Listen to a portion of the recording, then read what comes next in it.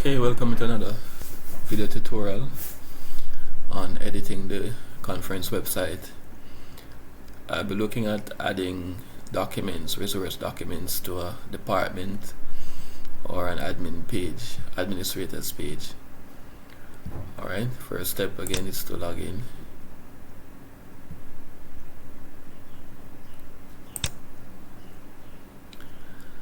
And two things to keep in mind is that the documents, the banners, most of the photos are stored in the media section. And what happened is that usually they are stored in a folder that is set as a property of the department. So for example, let's use communication. In the resources section, there are different four properties: documents folder, videos folder, resourcing folder, top banners folder. We're focusing on the documents folder. Currently it is set to a folder, and if you go to the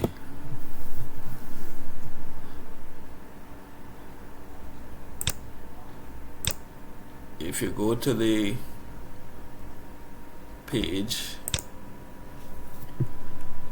you will see the documents that are listed. It's entitled resource documents, and it lists resource documents, and it's entitled resources for communication secretaries, right? And it has two documents. Now you can have more than one section with documents here with different documents under them. The key thing is to create different folders for that and set the resource documents folder for it. So let's go in the media section and see how that is done. So in the media section, I try to organize the documents so that they're easy to find. So under departments, you find each department should have a folder that contains the various resources for that department. So under communication, the resource documents folder is this, right? And it will have other folders. So let me show you the structure now. So you have resource documents, and you have this folder with two documents underneath. So see the structure.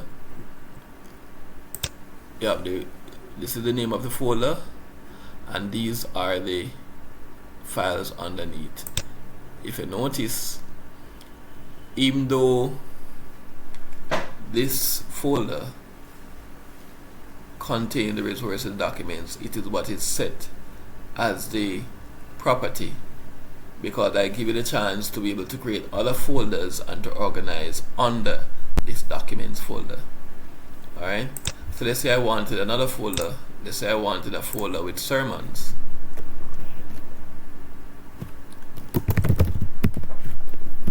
Right,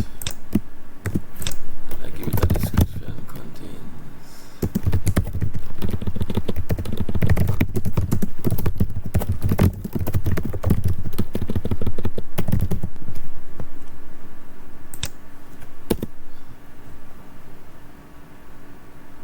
Save.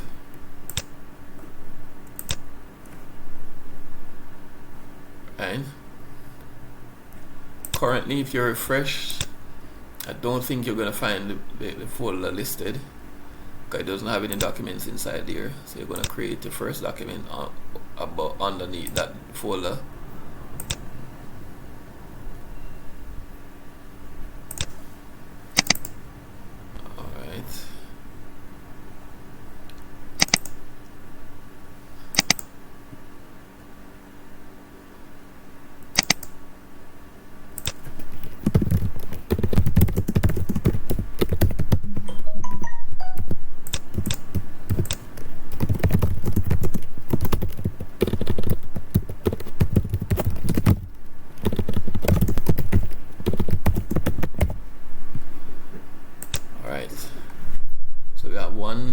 document under that folder. Let's refresh and see if it will come up. See, so it had its own section. So that's what the documents are listed. It's better to organize them that way. So you could have added other documents under this folder. Yeah, you could just have one folder there, but no problem. It's just an easier way for it to be organized. Alright, now let me present a situation where your department probably never had a documents folder set. So let's say, let me use a department that doesn't exist here right now. Let's say education department, because I'm going to be creating a brand new folder for it, education.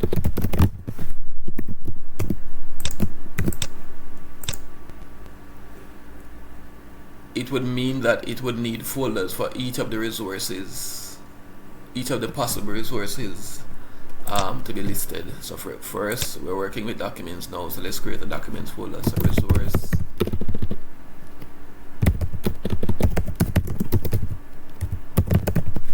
again, you can call it whatever you want, but just for identification purposes, it's best to call it that. So this folder now is what you'll use to create other folders with documents underneath. That's very important to keep in mind, because if you simply create a document on the education department, it won't come up on the site. Alright, it won't come up on the site. It's important to put the documents in the folder, and I deliberately set it that way for you to force having to organize this stuff better. So let's say I'm gonna create a folder for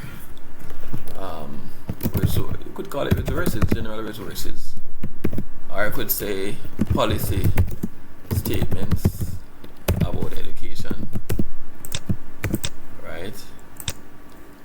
Then underneath, then I would add my documents for download, and I think I should be able to find stuff for education.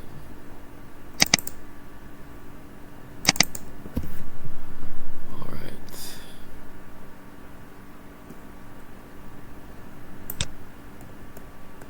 Alright, for now I'll just have to add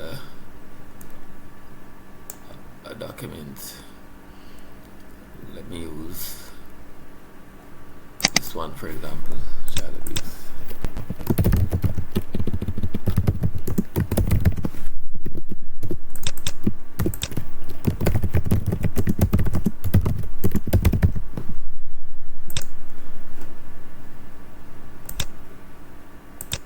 Refresh, and oh, it won't appear, and I'm happy this is happening right now, because you guessed it, we have not set the property under the education department for the resource documents folder. Right, the good thing about it is that once it is set, you won't have to set it each time. You just need to add stuff to the folder. So none of these resource properties have been set with a folder. So for the documents, I now have a folder there, so I just need to go and set it. So on the departments, education, I set it as resource documents. So this is the mother folder for all the documents. And once I set it as that, I leave it there, and it should work. See, policies, statements, and this one. So it's very important to remember. So once the property is set, then you go to media section, look for that folder. It's very important to remember that you shouldn't just add the document anywhere inside these folders except the ones that are listed on the resource documents folder, because under education you're going to have other folders that you don't want to create confusion about how this stuff is organized. So I could have created another folder with sermons, right, and then add documents for download underneath that folder, and it would still work, because this is the folder that is set as the property of education resource documents. Alright, so I hope you now know how to add documents to a department. The same principle apply for the for the administrators, same thing. You have the folders already set.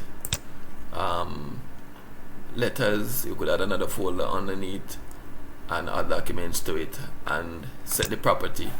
Under administrators, you find that under About Us, Leadership, and the President, for example. The documents folder is already set as that particular folder. Alright, thanks for watching.